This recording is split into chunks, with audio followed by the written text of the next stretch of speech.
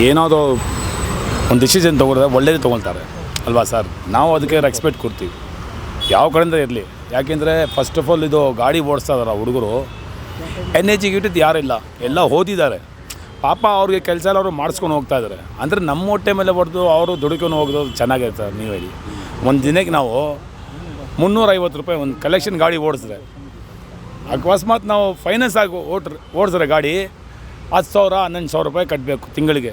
2 ತಿಂಗಳು ಕಟ್ಟಲಿ ಅಂದರೆ ಅದಕ್ಕೆ ಬಡ್ಡಿ ಇದೆ. ನಮಗೆ ಕೇಳೋಕ್ಕೆ ಯಾರಿಲ್ಲ ಸರ್. ನಮ್ಮದು ಏನೇನೋ ನಾವು ಪಾಟ್ಗೆ ನಾವು ಓಡಿಸ್ತಾ ಇದ್ದೀವಿ ಗಾಡಿ. ನಮಗೆ ಏನಾದರೂ ಕೆಲಸ ಇದ್ರೆ ನಾವೇನಕ್ಕೆ ಸರ್ ನಾವೇ ತಲೆ ಕಟ್ಸ್ಕೊತೀವಿ. ನೀವು ಓಡಬಾರ್ದು ನಮಗೆ ಕೇಳೋಕ್ಕೆ ಏನು ಅವಕಾಶ ಇಲ್ಲ. ಅಂದರೆ ನಾವು ಸೆಂಟ್ರಲ್ ಗೌರ್ಮೆಂಟ್ನಲ್ಲಿ ಇಲ್ಲ ಸ್ಟೇಟ್ ಗೌರ್ಮೆಂಟ್ನಲ್ಲಿ ನಮಗೆ ಕೆಲಸ ಕೊಡೋದ್ರೆ ಕೊಡ್ತಾರಾ? ಯಾರೂ ಕೊಡೋಲ್ಲ. ಯಾಕೆಂದರೆ ನಾವು ಓದಿಲ್ಲ, ನಮ್ಮ ಪಾಟ್ ನಾವು ಗಾಡಿ ಓಡಿಸ್ತಾ ಇದ್ದೀವಿ. ನಮ್ಮ ಬಗ್ಗೆ ಬಂದುಬಿಟ್ಟು ಅವರು ಗಾಡಿ ಓಡಿಸ್ಕೊಂಡು ನಾವು ಹೋಗೋ 300 ರೂಪಾಯಿ ಬಾಡಿಗೆ ಇರ್ತದೆ. ಅದು ಟೂರಲ್ಲಿ ಬುಕ್ಕಿಂಗ್ ಮಾಡಿದ್ರೆ 80 ರೂಪಾಯಿ 90 ರೂಪಾಯಿ ಹಬ್ಬಮ್ಮ ಅಂದರೆ 110 ರೂಪಾಯಿ 120 ರೂಪಾಯಿ ಸತ್ತೋಗ್ಬಿಡ್ತದೆ. ಯಾರಿಗೆ ಬೆನಿಫಿಟ್ ಇದೆ? ಪಬ್ಲಿಕ್ ಇದೆ. ಬ್ಯಾಂಗ್ಳೂರಿನಲ್ಲಿ ಯಾರು ಸರ್ ದುಡಿತಾ ಇಲ್ಲ? ಎಲ್ಲರೂ ದುಡಿತಾರೆ. ಫಸ್ಟ್ ಆಫ್ ಆಲ್ ಗಾಡಿ ನೋಡಿ ಬಸ್ ಫ್ರೀ ಮಾಡಿದ್ದಾರೆ ಸರ್ಕಾರ. ಯಾಕೆ ಇಲ್ಲಿ ಯಾರೋ ದುಡಿಲ್ವಾ? ನೀವು ಮಾಡಿ ಸರ್, ನಿಮ್ಮ ಬಗ್ಗೆ ಮಾಡಿಲ್ಲ, ನಿಮಗೆ ಒಳ್ಳೇದಾಗಿ ಅಂತಲೂ ಮಾಡಿಸ್ತಿರೋದು. ಲೇಡೀಸ್ನ ಮಾಡಿದ್ದೀರಾ, ಓಕೆ. ಸಿಟಿನ ಬಿಟ್ಟು ಮಾಡಿ, ಔಟ್ ಆಫ್ ಸಿಟಿ ಮಾಡಿ ಸರ್. ಸಿಟಿ ಒಳಗಡೆ ಯಾಕೆ ಮಾಡಿಸ್ತೀರಾ? ನಾವು ಔಟ್ ಆಫ್ ಸಿಟಿ ಹೋಗ್ಬೋದಾ? ಹೋಗಿದ್ರೆ ನೀವು ನೋಡಿ, ಇದು ನೆಲಮಂಗಲ ಕಡೆ ಹೋಗಿ 60 ರೂಪಾಯಿ ಆಟೋಗೂ ಇಸ್ಕೊಳ್ತಾನೆ ಟೋಲ್ ಅಂತ. ಎಲ್ಲಿಂದ ಹೋಗ್ಬೇಕು ನಾವು? ಆಚೆ ಕಡೆ ಹೋಗಿದ್ರೆ ನಮಗೆ ಬಾಡಿ ಸಿಗಲ್ಲ, ಎಲ್ಲೋ ಯಾರೋ ಬರೋಲ್ಲ. ಯಾಕೆಂದರೆ ಇಲ್ಲಿಂದ ಒಂದು 50 ಕಿಲೋ ಓಡ್ಬಿಟ್ರೆ ನಾವು ಗಾಡಿ, ಅಲ್ಲಿಂದ 500 ರೂಪಾಯಿ ಕೂಡ ಯಾರು ಬರ್ತಾರೆ? ಫ್ರೀ ಬಸ್ ಹಾಕಿದ್ದಾರೆ ಸರ್ಕಾರ, ಅವ್ರು ಬರ್ತಾರೆ. ಯಾಕೆಂದರೆ ನಮಗೆ ಕೇಳೋಕ್ಕೆ ಯಾರೋ ಇಲ್ಲ ಸರ್. ಅಕಸ್ಮಾತ್ ಕೇಳಿದ್ರೆ ಮಾಡಲಿಪ್ಪ ಅಷ್ಟೇ. ಅದು ಒಂದು 4 ದಿವಸ ಮಾಡ್ತಾರೆ, ಆಮೇಲೆ ಆಗಲ್ಲ. ಅದು ಲೀಗಲ್ನ ಇಲ್ಲಿಗಲ್ ಮಾಡ್ತಾರೆ, ಇನ್ಲೀಗಲ್ನ ಲೀಗಲ್ ಮಾಡಿಸಿ ಓಡ್ತಾರೆ. ಅವ್ರನ್ನ ಕೇಳಿದ್ರೆ ಸರ್ ನಾವೇನು ಮಾಡೋದು ಸರ್, ನಮಗೆ ದುಡಿಯೋಕ್ಕೆ ಬೇರೆ ಏನು ಕೆಲಸ ಇಲ್ಲ, ನಾವು ಮಾಡಿಸ್ತಾ ಇದ್ದೀವಿ ಅಂತ. ಅವ್ರ ಮನೆ ನಡೆಯೋಕ್ಕೆ ನಮ್ಮ ಕೈನಲ್ಲಿ ಆಗ್ತದೆ ಸರ್. ಸರ್ ಇನ್ನೊಂದು, ಈಗ ನಿಮಗೆ ಆಟೋದಲ್ಲಿ ಈಗ ಮಿನಿಮಮ್ ಚಾರ್ಜ್ ಎಷ್ಟು ಬರುತ್ತೆ ಸರ್? 30 ರೂಪಾಯಿ ಸರ್ ಮಿನಿಮಮ್. ಈಗ ಬೈಕ್ ಟ್ಯಾಕ್ಸಿ ಎಷ್ಟು ಬರುತ್ತೆ ಸರ್? ಅದರಲ್ಲಿ ಅವನು ಕೆತ್ತಾರ ಸ್ವಲ್ಪ ಸುಮ್ಮನೆ 15 ರೂಪಾಯಿ 20 ರೂಪಾಯಿ ಇರಬೇಕು ಸರ್. ಸರ್ ಇಲ್ಲಿಂದ ಒಂದು ಉದಾಹರಣೆ ಕೊಡ್ತೀನಿ ನಿಮ್ಮನ್ನ. ಇಲ್ಲಿಂದ ವೈಟ್ ಫೀಲ್ಡು ಆಟೋನವ್ರು ಹೋದರೆ 300 ರೂಪಾಯಿ ಪಕ್ಕ ಇದೆ. ಅದೇ ನೀವು ಇಲ್ಲೇ ನಿಲ್ಲಿಸ್ಕೊಂಡ್ರೆ ಬೇಕಂದರೆ ನಿಮ್ಮ ಹತ್ರ ಆ್ಯಪ್ ಇದೆ, ಬುಕ್ ಮಾಡಿ 120 ರೂಪಾಯಿ. ಸರ್ ಯಾವ ಕಡೆ ಹೋಗ್ತೀರಾ ನೀವು? 120ಗೆ ಹೋಗ್ತೀರಾ 300 ರೂಪಾಯಿ ಹೋಗ್ತೀರಾ ಸರ್? 120 ರೂಪಾಯಿ ಹೋಗ್ತೀವಿ. ಯಾಕೆಂದರೆ ಅವರ ಹಣ ಎಲ್ರಿಗೆ ಒಳ್ಳೇದು, ನಮ್ದು ಏನು ಸೇಫ್ ಆಗ್ತದೆ ನೋಡ್ತಾರೆ ಎಲ್ಲರೂ. ಆಟೋನವ್ರಿಗೆ ಏನಾಗ್ತದೆ ಯಾರು ಕೇಳಲ್ಲ. ಇವತ್ತು ನೋಡಿ, ದೇವ್ರು ಒಳ್ಳೇದು ಮಾಡಲಿ. ಏನು ಸರ್ಕಾರ ನಡೀರಿ, ಸರ್ಕಾರ ಬಗ್ಗೆ ಹೇಳೋಕ್ಕೆ ನಮಗೆ ಏನಿಲ್ಲ, ಎಲ್ರಿಗೂ ಗೊತ್ತಿದೆ. ಯಾರು ಬಂದರೆ ಅವ್ರವ್ರ ಕೆಲಸ ಮಾಡೋದು. ಯಾಕೆ ಅವನು ದಿಲ್ಲಿನಲ್ಲಿ ಮಾಡಿದ್ರೆ ಇವರು ಇಲ್ಲಿ ಮಾಡಿಬಿಟ್ರೆ ಸರ್ ಯಾರು ಸರ್ ದುಡಿತಾ ಇಲ್ಲ ಇಲ್ಲಿ ಹೇಳಿ ಸರ್?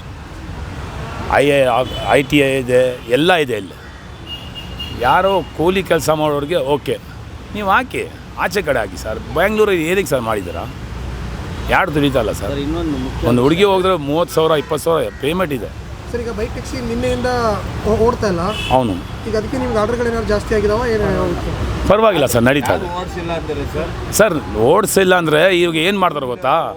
ಒಂದು ನಿಮಿಷ, ಅದು ಸ್ವಿಗ್ಗಿ ಝೊಮ್ಯಾಟೊ ಆ ಬ್ಯಾಗ್ಗಳು ಇಟ್ಕೊಳ್ತಾರೆ.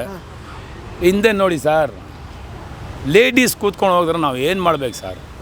ಇವ್ರಿಗೆ ಅವ್ರು ನಾವೇನು ಕೇಳ್ತೀವಿ, ಇವ್ರ ಗಂಡ ಇವರು, ನಾವು ಇವ್ರ ಕೈ ಹಿಡಿದು ಹೇಳ್ತೀವಿ ಯಾಕೆ ಸರ್ ಹೋಗ್ತಾ ಇರೋದಂತ. ಒಂದು ಲೇಡೀಸ್ ಕಾರ್ ನಾವು ಏನು ಸರ್ ಕೇಳಬೇಕು ಹೇಳಿ?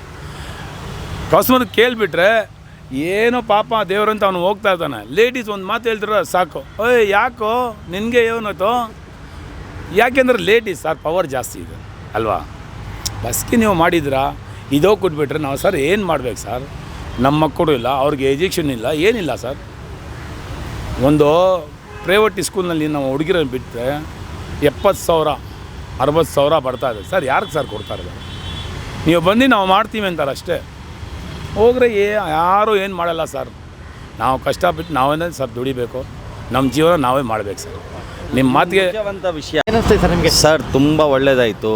ಅದರಲ್ಲಿ ಏನಾಯ್ತಂದರೆ ಆಟೋ ಅವ್ರಿಗೆ ಸ್ವಲ್ಪ ಅನುಕೂಲ ಆಯಿತು. 4 ಲಕ್ಷ 4.5 ಲಕ್ಷ ಟ್ಯಾಕ್ಸಿದು ಒಂದು 10 ಲಕ್ಷ ಗಾಡಿ ಆಗಿಬಿಟ್ಟು ಆ ಬೈಕ್ ಟ್ಯಾಕ್ಸಿಯವರು ವೈಟ್ ಬೋರ್ಡ್ ಗಾಡಿ ಇಟ್ಕೊಂಡು ಏನಕ್ಕೆ ಓಡಿಸ್ತಾರೆ ಸರ್? ನಾವೆಲ್ಲ ಇನ್ಶೂರೆನ್ಸ್ ಕಟ್ತೀವಿ, ಪರ್ಮಿಟ್ ಕಟ್ತೀವಿ, ಟ್ಯಾಕ್ಸ್ ಕಟ್ತೀವಿ, ಎಲ್ಲ ಕಟ್ಟಿ ನಾವು ನಮಗೆ ಅನುಕೂಲ ಇಲ್ಲ. ಅವರು ವೈಟ್ ಬೋರ್ಡ್ ಗಾಡಿ ಒಂದು 10,000 ಕೊಟ್ಟರೆ ಇಲ್ಲಿ ಗಾಡಿ ಕೊಟ್ಬಿಡ್ತಾರೆ. ಯಾವುದು ಕಡೆಗೆ ಹೋಗಿ ನೀವು 10,000 ಕೊಟ್ಟರೆ ಡೆಪಾಸಿಟ್ ಮಾಡಿದ್ರೆ ನಿಮಗೆ ಬೈಕ್ ಕೊಟ್ಬಿಡ್ತಾರೆ. ಆರಾಮಾಗಿ ಬೈಕ್ ಬರುತ್ತೆ ನಿಮಗೆ. ಆ ಬೈಕ್ ತೊಗೊಂಡು ಇಲ್ಲಿ ಬಂದು ಕರ್ಕೊಂಡು ಹೋಗ್ತಾಯಿದ್ರು. ಇವಾಗ ಸ್ವಲ್ಪ ಅನುಕೂಲ ಆಗಿದೆ, ಪರವಾಗಿಲ್ಲ. ಒಂದು 2 ದಿವಸದಿಂದ ಚೆನ್ನಾಗಿ ನಡೀತಾ ಇದೆ ಆಟೋ ಬಿಸ್ನೆಸ್ಸು. ಸರ್, ಈಗ ಬಂದಾದ್ಮೇಲೆ ಎಷ್ಟು ಆರ್ಡರ್ ಬರ್ತೈತೆ, ಮೊದಲೆಷ್ಟು ಆರ್ಡರ್ ಬರ್ತಿತ್ತು ಸರ್? ಮೊದಲೇ ತುಂಬ ಕಮ್ಮಿ ಆಗೋಯಿತು ಸರ್, ಆಟೋ ಎಲ್ಲ ತುಂಬ ಕಮ್ಮಿ ಆಗೋಯಿತು, ಬಿಸ್ನೆಸ್ಸೇ ಇದ್ದಿಲ್ಲ. ಇಲ್ಲಿ ಬೆಳಗ್ಗೆ ಬರೋ ಜನ ಸಾಯಂಕಾಲವರೆಗೂ ಒಂದು ಬಾಡಿಗೆ, ಅದೂ ಯಾವುದೋ ಫ್ಯಾಮ್ಲಿ ಲಗೇಜ್ ಇಟ್ಕೊಂಡು ಬಂದರೆ ಅದು ಬಾಡಿಗೆ ಆಗ್ತಾಯಿದ್ದಿತ್ತು. ಇವಾಗ ಏನಾಯ್ತಂದರೆ ಅದು ರ್ಯಾಪಿಡೋ ಎಲ್ಲ ಅದು ಬಂದಾಗಿದೆ ಅಲ್ವಾ, ಅದಾದರೆ ಈ ಸರ್ಕಾರ ಒಳ್ಳೇದು ಮಾಡ್ತಾಯಿದೆ ಅಂತ. ಹೈಕೋರ್ಟ್ಗೆ ನಾವು ತುಂಬ ತುಂಬ ತುಂಬ ಥ್ಯಾಂಕ್ಸ್ ಅಂತೀವಿ. ಇದು ಬೇಕೇ ಬೇಕಂಗಿಲ್ಲ. ಬೈ ಚಾನ್ಸ್ ನಿಮಗೆ ಬೈಕ್ ಟ್ಯಾಕ್ಸಿ ಬೇಕಂದರೆ ಅದು ಎಲ್ಲೋ ಬೋರ್ಡ್ ಇರಲಿ, ಅವರು ಇನ್ಶೂರೆನ್ಸ್ ಕಟ್ಟಲಿ, ಅವರು ಟ್ಯಾಕ್ಸ್ ಕಟ್ಟಲಿ, ಅವ್ರಿಗೆ ಗೊತ್ತಾಗತ್ತೆ ನಮ್ಮ ಪರಿಸ್ಥಿತಿ ಹೆಂಗಿದೆ ಅಂತ.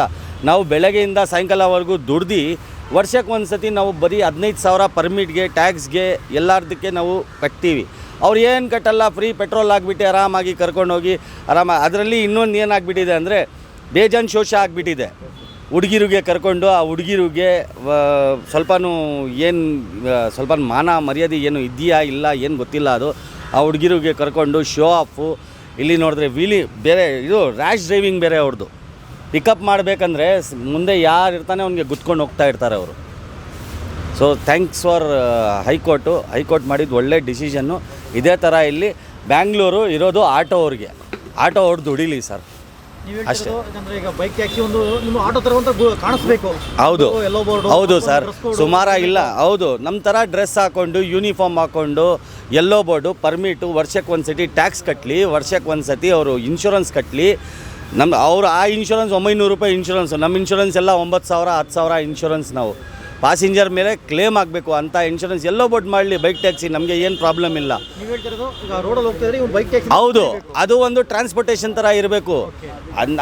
ನನ್ನ ಹತ್ರನೂ ಗಾಡಿ ಇದೆ, ನಾನು ಬೈಕ್ ಟ್ಯಾಕ್ಸಿ ಹಾಕ್ಕೊಂಡು ನಾನು ಒಂದು 3-4 ಯಾರಿಗೂ ಪಿಕಪ್ ಮಾಡ್ಕೊಂಡು ನಾವು ಹೋಗ್ಬೋದು. ಅದು ಚೆನ್ನಾಗಿಲ್ಲ ಅಲ್ವಾ ಸರ್? ಅವ್ರ ಹೊಟ್ಟೆ ಮೇಲೆ ಹೊಡೆದು ನಾವು ದುಡಿಬೇಕಂತ ನಮಗೆ ಅದು ಚೆನ್ನಾಗಿ ಕಾಣಿಸಲ್ಲ. ಅದು ಅವರು ಪಾಪ ವರ್ಷಕ್ಕೆ ಒಂದು ಸತಿ ಟ್ಯಾಕ್ಸು ಎಲ್ಲ ಕಟ್ತಾ ಇದ್ದಾರೆ. 17,000 18,000 ಬರುತ್ತೆ ಒಂದು ಆಟೋಗೆ. FC ಎಲ್ಲ ಮಾಡಿಸಿದ್ರೆ 17,000 18,000 ಬರುತ್ತೆ ವರ್ಷಕ್ಕೆ ಒಂದು ಸತಿ. ಅದೆಲ್ಲ ಅವರು ಕಷ್ಟಪಟ್ಟು ಏನೇನೋ ಮಾಡಿ ಅವ್ರ ಕೆಲಸ ಮಾಡಿ ಪಾಪ ಗಾಡಿ ರೆಡಿ ಮಾಡಿಸಿ ಅವ್ರು ಏನೋ ಮಾಡ್ತಾರೆ. ಅವರು ಅದನ್ನೆಲ್ಲ ಮಾಡ್ಕೊಂಡು ಹೋಗಲಿ, ಎಲ್ಲೋ ಬೋರ್ಡ್ ಮಾಡಿಸ್ಕೊಂಡು ಮಾಡಲಿ ಅವರು ಬೈಕ್ ಟ್ಯಾಕ್ಸು. ಬಸ್ ಫ್ರೀ ಮಾಡಿದ್ರಿಂದ ಲೋಕಲ್ ಜನ ಕಸ್ಟಮರ್ ಕಮ್ಮಿ ಆಗೋಯ್ತು. ನಾವು ರೈಲ್ವೆ ಸ್ಟೇಷನಿಂದ ಆಚೆಯಿಂದ ಬರ್ತಾರೆ ನೋಡಿ, ತಮಿಳ್ನಾಡು ಈ ಕಡೆ ಆ ಕಡೆಯಿಂದ, ಆ ಬಾಡಿಗೆ ಕರ್ಕೊಂಡು ಹೋಗ್ತಾ ಇದ್ದೀವಿ. ಆ ಬಾಡಿಗೆಗೂ ನೀವು ರ್ಯಾಪಿಡೋ ಊಬರ್ ಎಲ್ಲ ಮಾಡಿಬಿಟ್ರೆ ನಾವು ಮಾನ್ಯ ಹೈಕೋರ್ಟ್ಗೆ ಒಂದು ರಿಕ್ವೆಸ್ಟ್ ಮಾಡ್ತೀವಿ, ಮಾಡಲಿ ಅವರು ಮಾಡಲಿ, ಬೈಕ್ ಟ್ಯಾಕ್ಸಿ ಮಾಡಲಿ ವಿತ್ ಎಲ್ಲೋ ಬೋರ್ಡ್. ಅವರು ಟ್ಯಾಕ್ಸ್ ಕಟ್ಟಲಿ, ಎಲ್ಲ ಮಾಡಲಿ. ವೈಟ್ ಬೋರ್ಡ್ಗೆ ಇಲ್ಲ, ಬೇಕಂಗಿಲ್ಲ. ಇನ್ನೊಂದು ಏನಂದರೆ 1ಇಂದ ಡಬಲ್ ಬಿಸ್ನೆಸ್ ಮಾಡ್ತಾಯಿದ್ದಾರೆ ಅವರು. ಒಂದು ಊಬರಲ್ಲಿ ಬುಕ್ಕಿಂಗ್ ತೊಗೊತಾರೆ, ಬರೀ ಲೇಡೀಸ್ ಬುಕ್ಕಿಂಗೇ ತೊಗೊಳ್ಳೋದು, ಆ ಲೇಡೀಸ್ಗೆ ಕೂರಿಸ್ಕೊತಾರೆ. ಇನ್ನೊಂದು ಏನು ಮಾಡ್ತಾರೆ, ರ್ಯಾಪಿಡೋ ಅಲ್ಲಿ ಯಾವುದೋ ಪಾರ್ಸಲ್ ಇದ್ದರೆ ಡೆಲಿವರಿ 2 in 1 ಅವರೇ ಮಾಡಿಬಿಟ್ರೆ ನಾವು ಏನಕ್ಕೆ ಸರ್ ಇರೋದು? ಏನು ನಾವು ಆಟೋ ಹೋಗಿ ನಾವು ಸ್ಕ್ರ್ಯಾಪ್ ಇದು ಗುಜರಿಯಲ್ಲಿ ಎಲ್ಲ ಆಗಿಬಿಟ್ಟು ನಾವು ಮನೆಯಲ್ಲಿ ಕೂತ್ಕೋಬೇಕಾ? ನಾವು ಒಂದೇ ಮಾತು ಕೇಳ್ಕೊತೀವಿ ಸರ್ಕಾರಗೆ ಮತ್ತು ಹೈಕೋರ್ಟ್ಗೆ, ಇದು ಸ್ಟಾಪ್ ಮಾಡಿಬಿಟ್ಟು ಎಲ್ಲೋ ಬೋರ್ಡಲ್ಲಿ ಮಾಡಿ ನೀವು 2 ವೀಲರ್. ಲೈಕ್ ಇನ್ ಗೋವಾದಲ್ಲಿ ಹೆಂಗಿದೆ ಎಲ್ಲೋ ಬೋರ್ಡ್ ಇದೆ, ಎಲ್ಲೋ ಬೋರ್ಡ್ ಟ್ಯಾಕ್ಸಿ ಇದೆ 2 ವೀಲರು. ಗೋವಾದಲ್ಲಿ ಹೆಂಗಿದೆ ಆ ಥರ ಮಾಡಲಿ, ಪರವಾಗಿಲ್ಲ. ಇಲ್ಲಿ ಇರೋದು ಬೇಕಂಗಿಲ್ಲ ಸರ್ ಆ ಥರ ವೈಟ್ ಬೋರ್ಡಲ್ಲಿ. ಇನ್ನೊಂದು ಏನಂದರೆ ತಮಿಳ್ನಾಡಿಂದ, ಒಡಿಸ್ಸಾಯಿಂದ ಸರ್ ಮೋರ್ ದೆನ್ ನಾನು ನೋಡಿದ್ದೀನಿ 2,700 2,800 ಡ್ರೈವರ್ಸ್ ಆಚೆ ಅವರು ಇದ್ದಾರೆ ಸರ್. ಒಡಿಸ್ಸಾ ಅವರು, ಅಸ್ಸಾಂ ಅವರು ಬಂದು ಗಾಡಿ ಓಡಿಸ್ತಾ ಇದ್ದಾರೆ ಸರ್. ಎಲ್ಲ ಬೇರೆ ರಿಜಿಸ್ಟ್ರೇಷನ್. ಇನ್ನೊಂದು ಏನಂದರೆ ನೀವು ಹೋಗಿ ನೀವು ನಾರ್ಮಲ್ ಜನ ಥರ ನೀವು ಒಂದು ಮೀಡಿಯಾ ಅವರು ನಿಲ್ಕೊಂಡ್ಬಿಟ್ಟು ನೋಡಿ, ಅವರು ಬರೀ ಲೇಡೀಸ್ ಬುಕ್ಕಿಂಗ್ ತೊಗೊಳ್ತಾರೆ, ಜೆಂಟ್ಸ್ ಬುಕ್ಕಿಂಗ್ ತೊಗೊಳ್ಳಲ್ಲ ಅವರು. ಜೆಂಟ್ಸ್ ನೀವೇ ಬುಕ್ ಮಾಡಿ, ನಿಮಗೆ ಲೇಟ್ ಬರುತ್ತೆ. ಯಾರೋ ಮುದ್ಕ ಇರಬೇಕು, ಅವನು ಮೋರ್ ದೆನ್ 50 ಏಜ್ ಇರಬೇಕು, ಅವನೇ ಬರೋದು ನಿಮಗೆ ಪಿಕಪ್ ಮಾಡೋಕ್ಕೆ. ಹುಡುಗ ಅಂದರೆ ಗ್ಯಾರಂಟಿ ಲೇಡೀಸ್ಗೆ ಕರ್ಕೊಂಡು ಹೋಗ್ತಾನೆ ಅವನು. ಸರ್ ಇದು ಆ್ಯಕ್ಚುಲಿ ನಮ್ಮ ಕಲ್ಚರ್ಗೇನು ಸರಿ ಇಲ್ಲ. ಅದು ನಮ್ಮ ಕಲ್ಚರು ಖರಾಬ್ ಆಗುತ್ತೆ ಇದರಿಂದ. ಆ ಟೈಮಲ್ಲಿ ಮೊಲೆಸ್ಟೇಷನ್ ಆಗಲ್ಲ. ಏನೋ ಒಂದು ಆಟೋ ಡ್ರೈವರ್ ರಫಿಂದ ಮಾತಾಡಿಬಿಟ್ರೆ 10 ರೂಪಾಯಿ ಜಾಸ್ತಿ ಕೊಡಿ ಮೇಡಮ್ ಅಂತ ಕೇಳಿಬಿಟ್ರೆ ಒಂದು ಎಲ್ಲ ಮೀಡಿಯಾದಲ್ಲಿ ಬಂದುಬಿಡುತ್ತೆ, ನ್ಯೂಸ್ ಪೇಪರ್ಸಲ್ಲಿ ಬಂದುಬಿಡುತ್ತೆ, ಗೂಗಲಲ್ಲಿ वो ऑटो वाला भैया हमको कन्नड़ में बात करने को बोला, हमको इसमें बात करने को बोला, ಇದು ಅದು ಅಂದ್ಬಿಟ್ಟು ಅವ್ರು ಕಂಪ್ಲೇಂಟ್ ಕೊಟ್ಬಿಟ್ರೆ ಅದೆಲ್ಲ ಮೀಡಿಯಾದಲ್ಲಿ ಬಂದುಬಿಡುತ್ತೆ. ಈ ಥರ ಆಗ್ತಾ ಇದೆ ಅಲ್ವಾ? ಈ ಥರಾಗೆ ನೀವು ಮೀಡಿಯಾ ಅವರು ಸೇರಿಕೊಂಡು ನೀವು ಸ್ವಲ್ಪ ನಮ್ಮ ಕಡೆಯಿಂದ ನಮಗೆ ಸಪೋರ್ಟ್ ತೊಗೊಂಡು ನೀವು ಮಾತಾಡಬೇಕು. ದುಡ್ಡು ಮೀಟ್ರ್ ಬೇಕಾದ್ರೆ ನಾನು ಊಬರ್ ಬುಕ್ ಮಾಡ್ತೀನಿ, ಊಬರ್ ಬುಕ್ ಮಾಡಿ ಮೀಟ್ರ್ ಹಾಕ್ತೀನಿ, ಮೀಟ್ರ್ ಹಾಕಿ ಅಲ್ಲಿ ಹೋಗಿ ಡ್ರಾಪ್ ಮಾಡಿದ್ರೆ ಆ ಮೀಟ್ರಿಗೆ ನಾನು ದುಡ್ಡು 20 ರೂಪಾಯಿ 30 ರೂಪಾಯಿ ದುಡ್ಡು ಕಮ್ಮಿ ಇರ್ತವೆ.